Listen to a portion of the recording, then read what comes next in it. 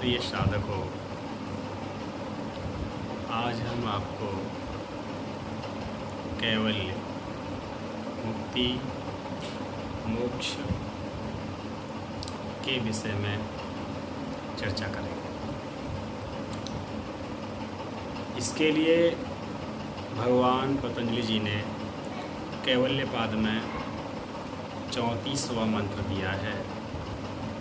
इसी सूत्र के आधार पर हम कैवल्य विषय को रखने का प्रयास करेंगे।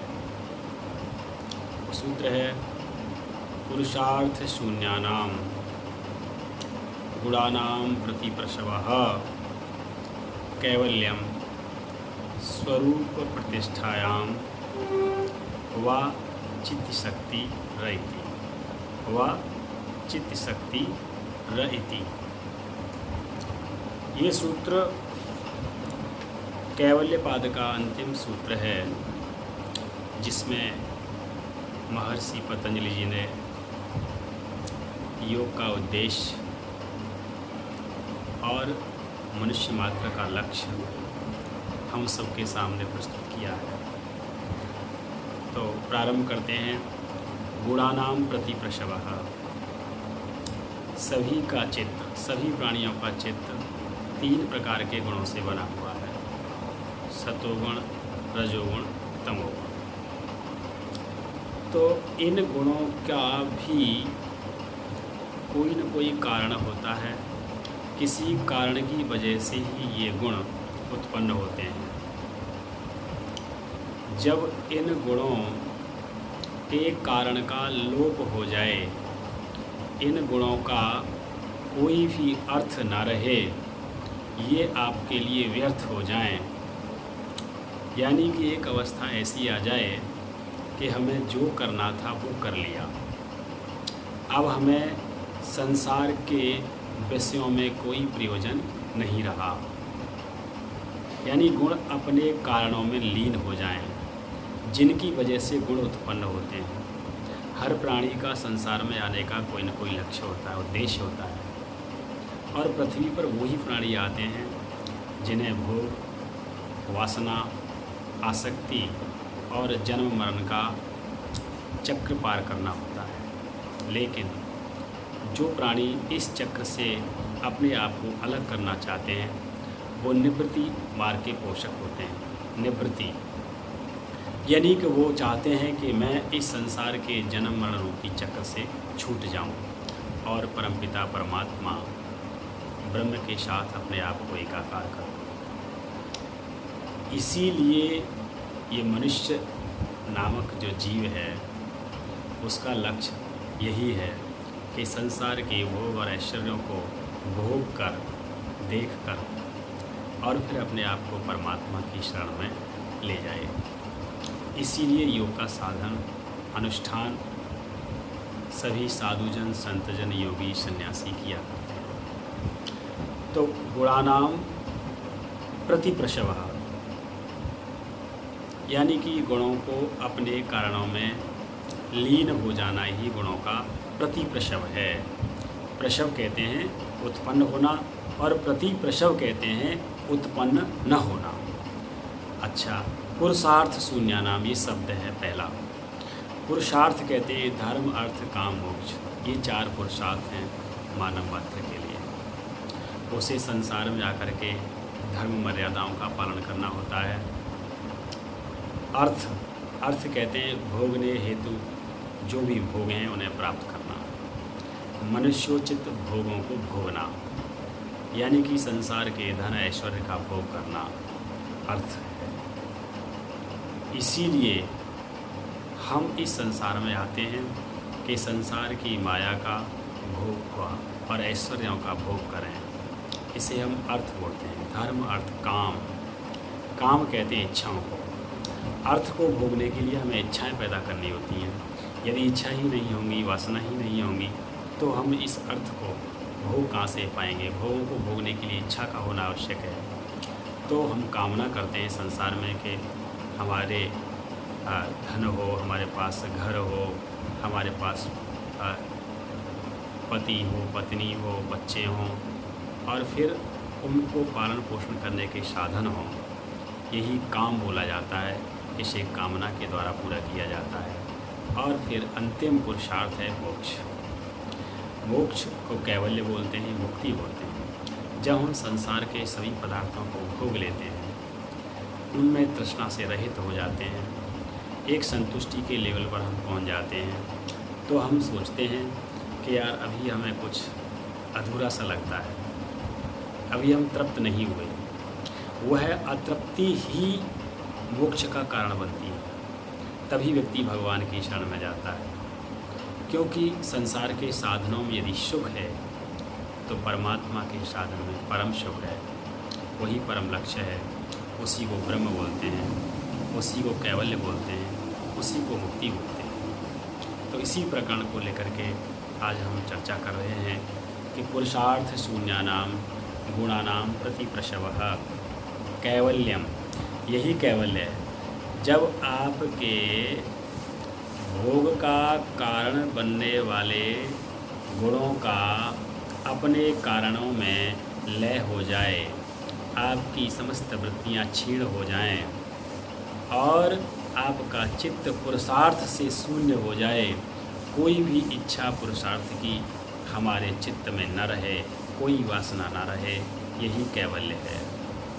और कैवल्य जीते जी प्राप्त किया जाता है। बहुत से लोगों को भ्रम होता है कि कैवल्य का मतलब संसार से मर जाना है, संसार से चले जाना है। देखिए, कैवल्य वो है जो संसार के जीते जी आप संसार के समस्त ऐश्वर्यों को भोगते हुए अनुभूति करें, क्योंकि ये अनुभव का विषय है। ये कोई ऐसी अप्राप्य वस्तु नहीं है जिसे प्राप्त करने के लिए आपको कहीं जाना पड़ेगा, आपको कहीं भागना पड़ेगा। न जाना है न भागना है, केवल जागना है। अगर हम अपने स्वरूप तक जाग गए, हमने अपनी आत्मा का साक्षात्कार कर लिया, हमने प्रत्यक्ष चेतन कहते हैं ज्ञान स्वरूप को, जो आपकी आत्मा है, जो विशुद्ध ज्ञान से युक्त है, स्वयं प्रकाश युक्त है और कूटस्थ चेतन है। ये कूटस्थ चेतन का दुर्भाग्य ये है कि इसका संयोग माया से होता है। इसका चित्त के साथ, माया के साथ, प्रकृति के साथ, विज्ञान के साथ संयोग होता है। इसी संयोग को हटाने के लिए हम अभ्यास और वैराग्य का सहारा लेते हैं। जब लगातार हम अभ्यास करते हैं, अभ्यास को हम पहले भी बता चुके हैं, जब आपका चित्त शांत एक ही ज्ञान में प्रवाहित होता रहे, उसमें कोई भी विक्षेप या कोई भी वृत्ति अवरोध पैदा न करे, यह अभ्यास है। लगातार लंबे समय तक अभ्यास करने के बाद आप अपने दृष्टा स्वरूप को जान पाते हैं। यहाँ दृश्य और दृष्टा का भी संयोग इसको कहा जाता है। दृष्टा क्या है, दृश्य क्या है? ये दृश्य प्रकृति है, माया है, जहाँ भांति भांति के दृश्य संसार में बनते हैं। और दृष्टा है आपका चेतन तत्व आत्मा, जो इन दृश्यों को देखता है। जिस प्रकार से टेलीविज़न पर आप दृश्य देखते हो, आप उनके दृष्टा हो। यदि आप उन दृश्यों के साथ साथ एक्टिंग करने लग जाते हैं, वैसे ही क्रियाकलाप करने लग जाते हैं, तो आप भोक्ता बन जाते हो। और यदि आप केवल दृष्टा हैं तो आप उस भोग से अलग रहते हो। ऐसे ही संसार के समस्त पदार्थों में, समस्त विषयों में, समस्त चित्रों में और समस्त क्रियाओं में यदि हम दृष्टा मात्र बन के रह जाएं, तो ये आपका भोग साधन पूरा हो जाता है और आपके चित्त को विक्षेप भी नहीं करता है। इसके लिए भगवान पतंजलि जी ने एक सूत्र दिया है, दृष्टा दृषि मात्र। दृष्टा दृषि मात्र प्रत्या अनुपश्य, यानी दृष्टा आपका आत्मा केवल देखने की शक्ति मात्र है, आप वास्तव में देखने की शक्ति मात्र है। लेकिन भूलवश प्रत्या अनुपश्य, लेकिन ये किसी भी ज्ञान का पीछा करता है, उसके पीछे पीछे चलता है।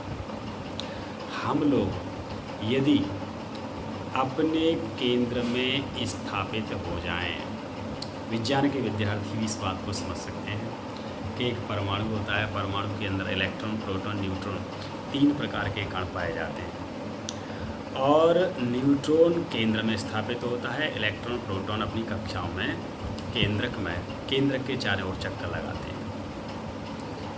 ये पदार्थों का जुड़ना, परमाणुओं का जुड़ना, अणुओं का जुड़ना केवल इलेक्ट्रॉन प्रोटॉन के लेवल पर होता है, न्यूट्रॉन के लेवल पर नहीं होता।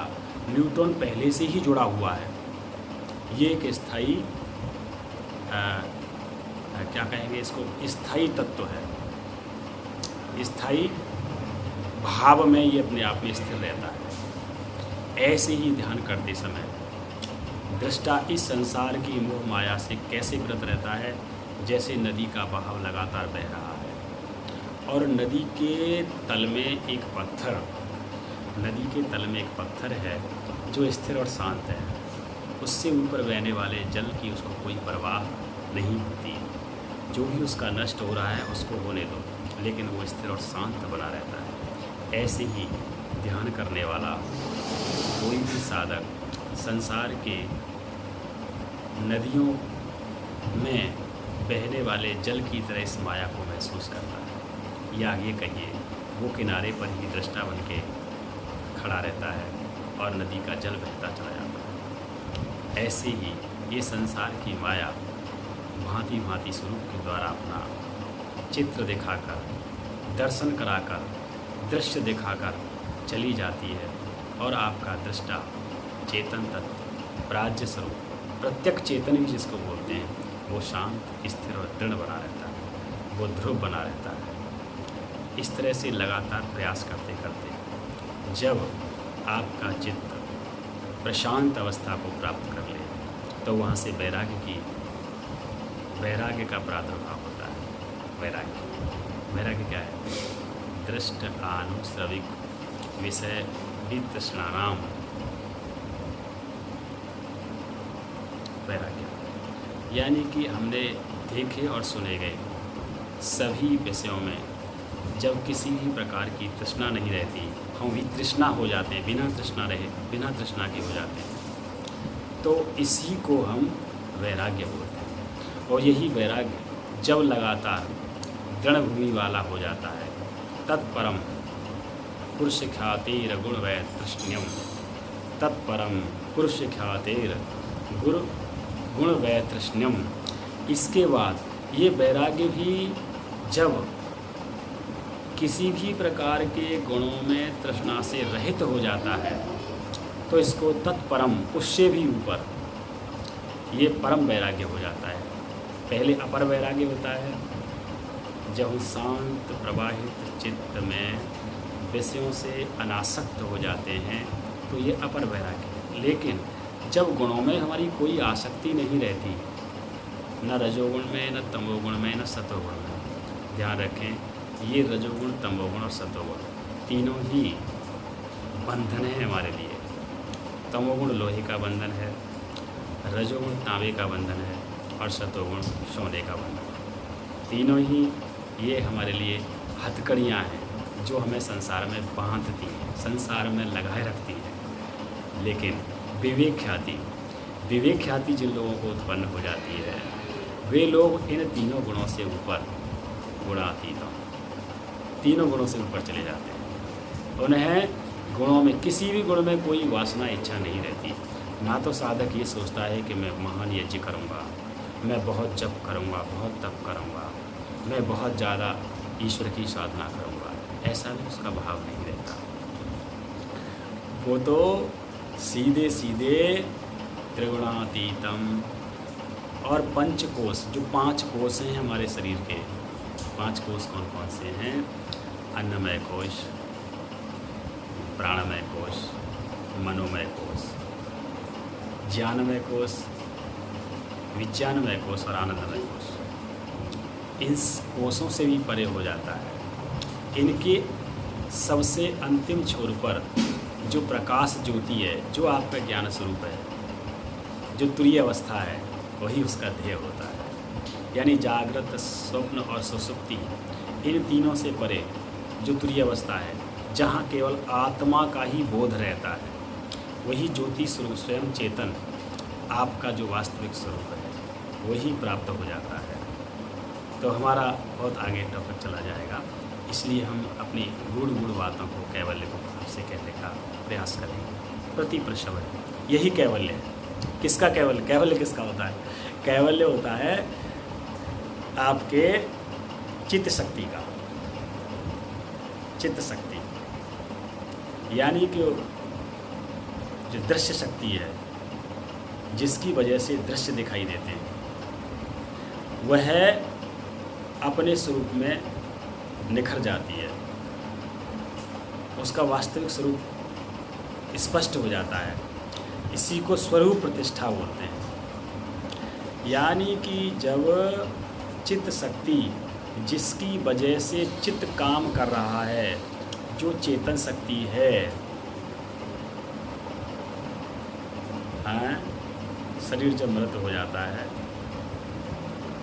तो इसका तात्पर्य शरीर तो है, लेकिन शरीर के अंदर जो चलाने वाली शक्ति थी उसका लोप हो गया, आत्मा का लोप हो गया वहाँ से कुछ समय के लिए, जिससे दृश्य दिखाई दे रहा था शरीर का।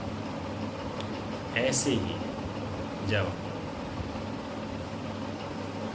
जो चित्त शक्ति है उसका कैवल्य हो जाता है, उसका स्वरूप निखर के आ जाता है, वो अकेला रह जाता है, केवल निर्गुण निराकार शांत। क्या है उसका स्वरूप? एक और श्लोक है इसमें, बहुत अच्छा है। शांतम शाश्वतम चैतन्यम व्योमातीतं निरंजनम नादबिन्दुकलातीतं तस्मै श्री गुरुवे नमः। वही गुरु है, वो प्राप्त करने योग्य पदार्थ है। क्या? शांत, जो अनादिकाल से शांत है, शाश्वत है, हमेशा से है और हमेशा रहेगा। चैतन्यम, जो पूर्ण ज्ञान से युक्त है। चैतन्य, चैतन्य कहते हैं ज्ञान की पराकाष्ठा को। शांतम शाश्वतम चैतन्यम व्योमातीतम। आपको जान लेना चाहिए कि संसार के सभी पदार्थ आकाश से उत्पन्न होते हैं। आकाश से वायु, वायु से जल, जल से अग्नि और अग्नि से पदार्थ उत्पन्न होते हैं। और इन पदार्थों से ही, अग्नि से ही पदार्थ, पदार्थों से प्राण और प्राणों से जीव उत्पन्न होता है। और जीव भोग क्रिया के माध्यम से संसार से आवागमन को चुन लेता है। तो हमारा लक्ष्य व्योमातीतम है। व्योम आकाश से भी परे है। नाद बिंदु कलातीतम, न कोई ध्वनि है।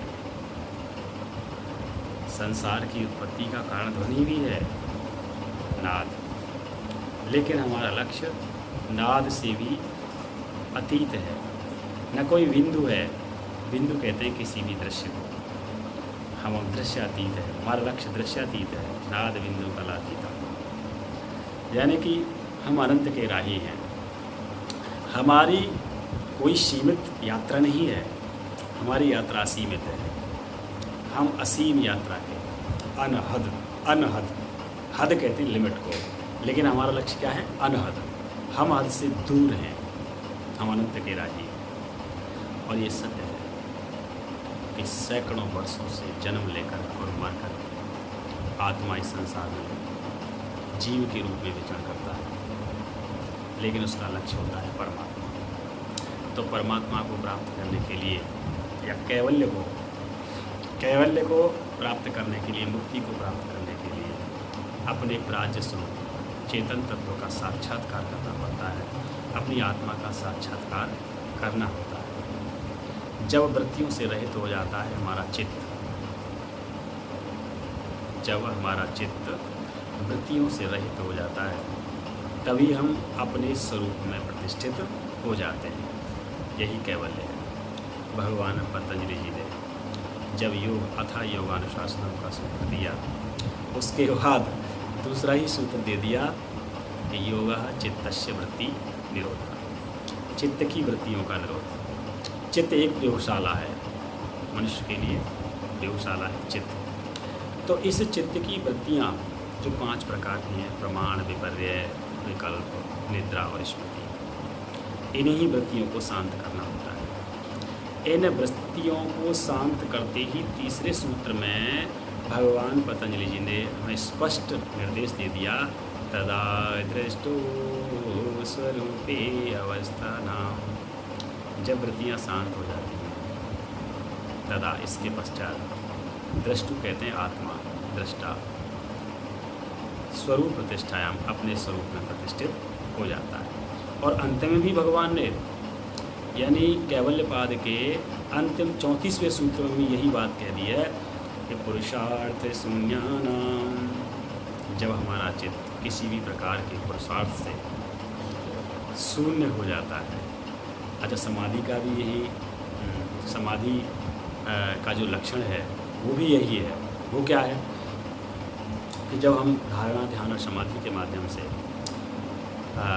अपने आप को स्वरूप अवस्था तक ले जाते हैं, तो समाधि का भाव भी यही है। धारणा, देशबंध चित्तस्य धारणा, ध्यान, तत्र प्रत्येकतानता ध्यानम। देशबंध चित्तस्य धारणा, पहले चित्त को एक स्थान पर रोकना होता है, एक स्थान पर उसको टिकाना होता है। प्रारंभ में ध्यान आदि करते हैं तो स्थूल वस्तुओं को हम अपना आश्रय चुनते हैं, लेकिन बाद में सूक्ष्म और अति सूक्ष्म होते होते अपने ही आत्मस्वरूप का ध्यान करने लग जाते हैं, तो वो ध्यान बन जाता है। लेकिन जब आगे और बढ़ते हैं तो तदेव अर्थमात्र निर्भासनम स्वरूप शून्यानादेव समाधि, फिर हमें वस्तुओं का केवल अर्थ मात्र ही निर्भासित होता है, अर्थ मात्र ही भाषित होता है, प्रकाशित होता है। चित्त केवल प्रकाशित हो जाता है।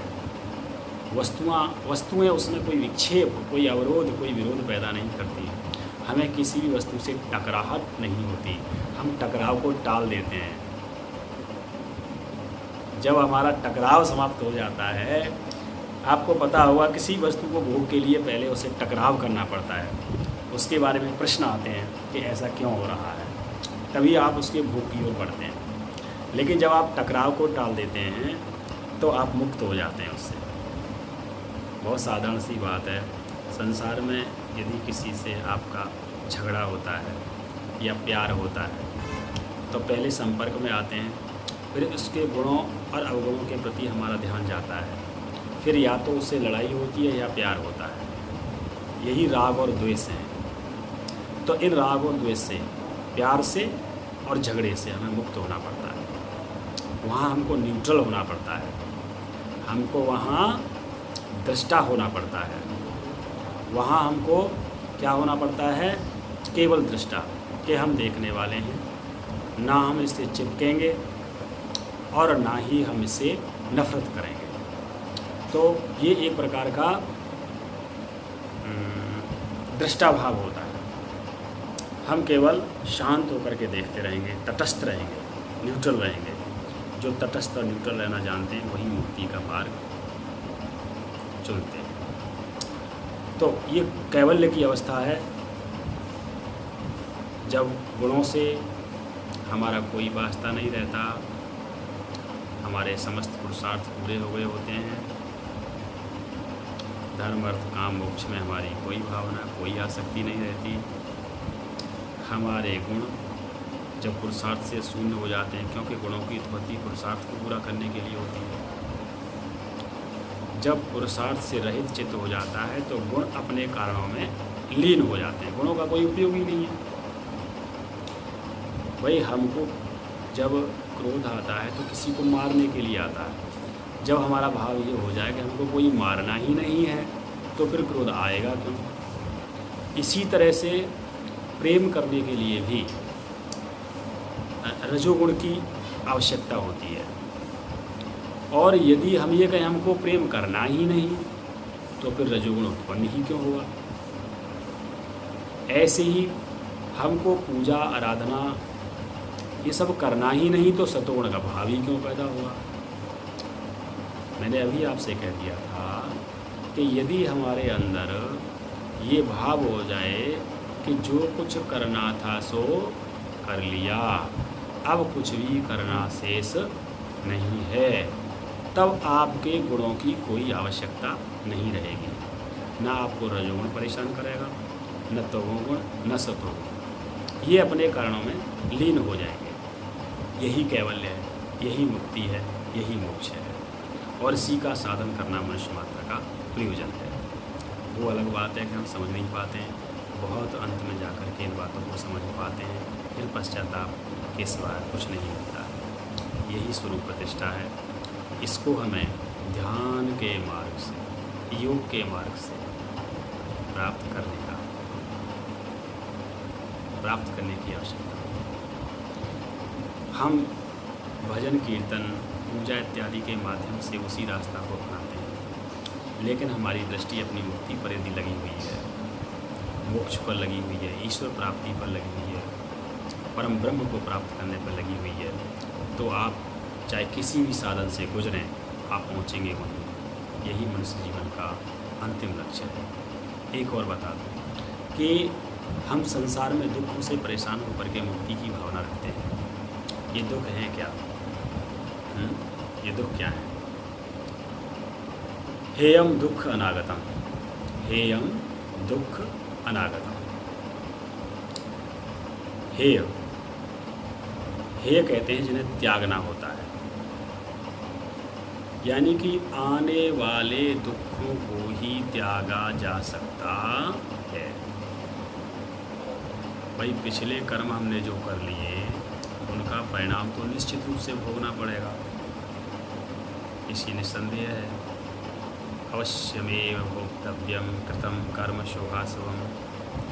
जो भी कर्म हमने किए हैं उनका फल, उनका परिणाम तो निश्चित भोगना है। ये प्रकृति का अटल और अटूट सत्य है, और वो बड़े गहरे होते हैं, बड़े गहरे होते हैं। गहनो कर्मणा गति, कर्म की गति बहुत गहन होती है। विचार मात्र से ही कर्म उत्पन्न हो जाता है। क्रिया में परिणत हो या न हो, लेकिन विचार यदि पैदा हो गया तो वो भी कर्म बन जाता है, और उसकी भी परिणति हमें झेलनी पड़ती है।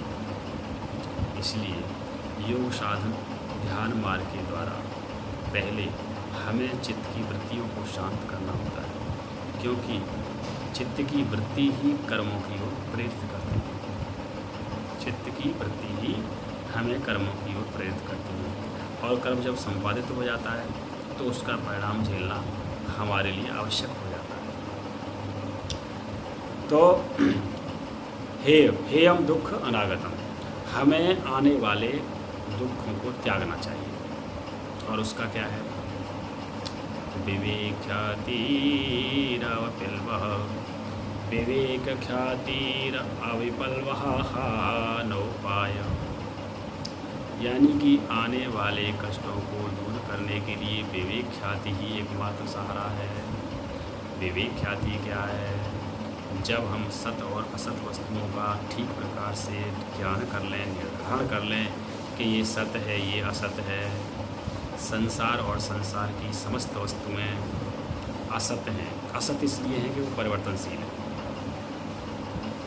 असत इसलिए हैं कि वो परिवर्तनशील हैं, और परिवर्तनशील कोई भी वस्तु सत्य नहीं होती।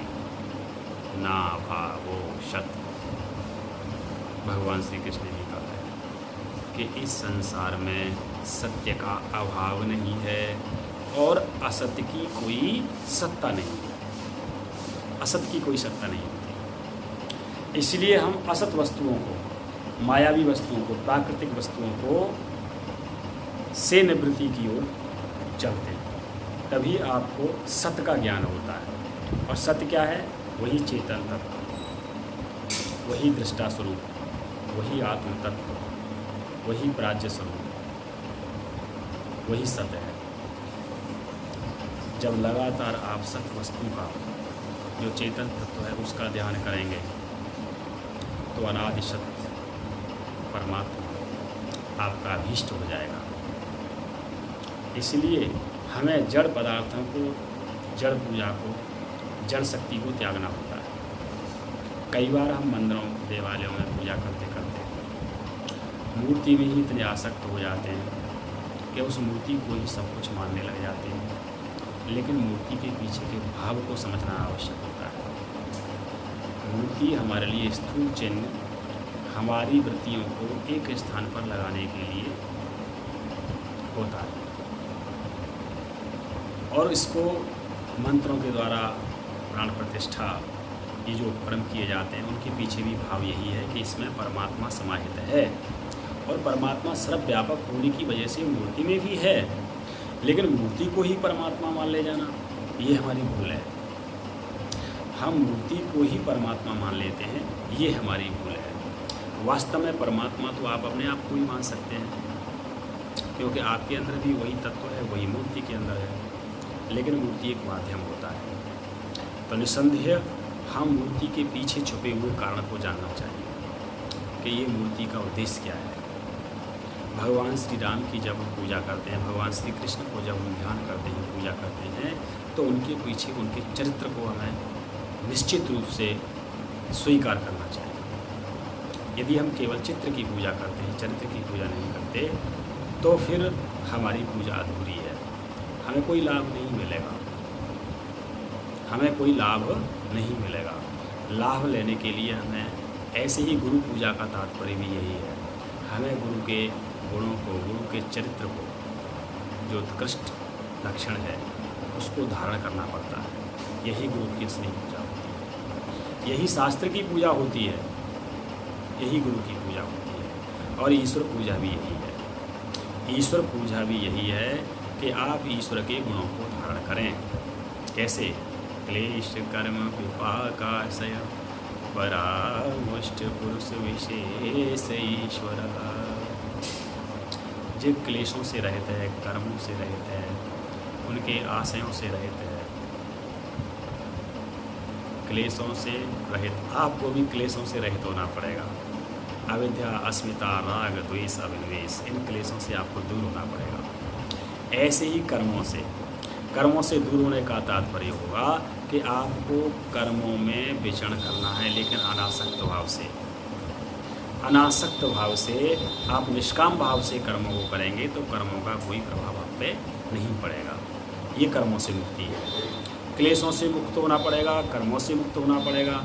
विपाक, जब कर्मों से आप मुक्त हो जाएंगे, आपको कर्मों में कोई वासना ही नहीं है, आपके कर्म स्वाभाविक ईश्वरी प्रेरणा के द्वारा हो रहे हैं, तो उनका विपाक यानी कि उनका परिणाम भी आपको नहीं मिलेगा। इसके अलावा आपका आशय भी कोई नहीं होना चाहिए। आशय कहते हैं वासना को, कि मैं इसलिए कार्य कर रहा हूँ। आप किसी लिए कार्य नहीं कर रहे हैं, केवल परोपकार की भावना से संसार के लिए आप कार्य कर रहे हैं, तो आप कार्यों की वासनाओं से रहित हो जाओगे। यही ईश्वर है। ईश्वर क्या है? ईश्वर शून्य है।